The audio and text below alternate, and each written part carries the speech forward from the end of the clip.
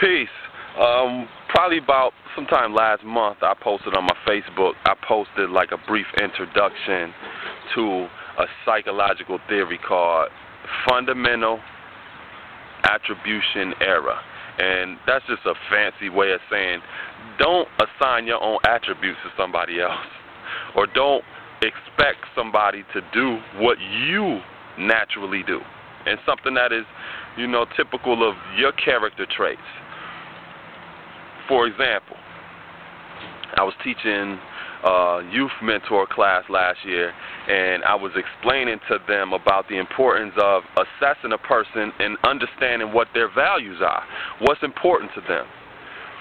Because once you could assess what a person's values are, or what's important to them, you get a clear idea of how they are arranging their priorities based upon level of importance.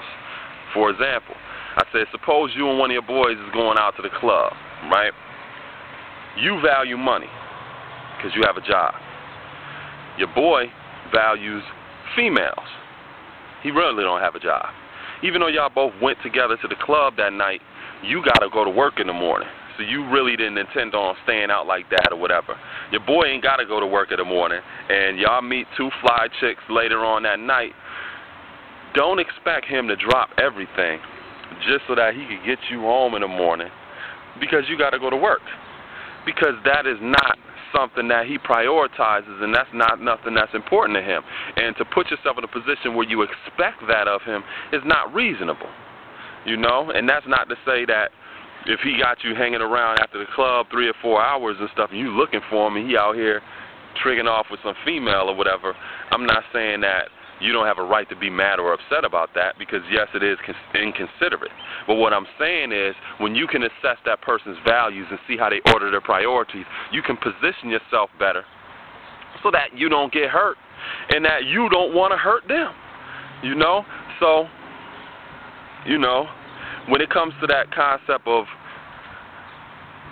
fundamental attribution error, it's important to not assume that a person should be doing something because that's the way that you do it. You really got to take some time to listen and to learn the way that a person arranges their priorities based upon how their value system is. And like I said, I'm not saying that when I elaborated with it a little further with my class, I was like, I'm not saying that you got to cut dude off. You know what I'm saying? You just have to be wiser in the way that you position yourself with them. Next time, you may not want to ride with them to the club. Maybe you want to drive next time, or maybe you want to ride with other people who also got to work in the morning, and you know that they gonna get back to the spot after the club. They ain't gonna be hanging around like that, Or maybe not go at all with that person. You can still maintain that relationship, and that's the important thing. You can still maintain that relationship, but you need to know how to position yourself in that relationship. It's the same thing with a person that may not be prompt. They may not value time the same way that you do. Now, you're sitting here arranging meetings with them and expecting them to be there at 9 o'clock all the time, and they're always late. Now you hot around the collar and mad because they didn't make it during that time, but who should you really be getting mad at? You know that this person doesn't value time the same way that you do. So next time, if you still want to work with this person, you may tell them that the meeting is at 9 o'clock, but schedule the meeting in your head at 10 o'clock and tell them that you should be getting together and meeting at 9 o'clock, because that way you can make an adjustment for the way that they process time, so that you don't put yourself in a position where you're losing time anymore, and you can still maintain a relationship. It may be an important asset that they bring to the table, but you just need to know how to position yourself the proper way.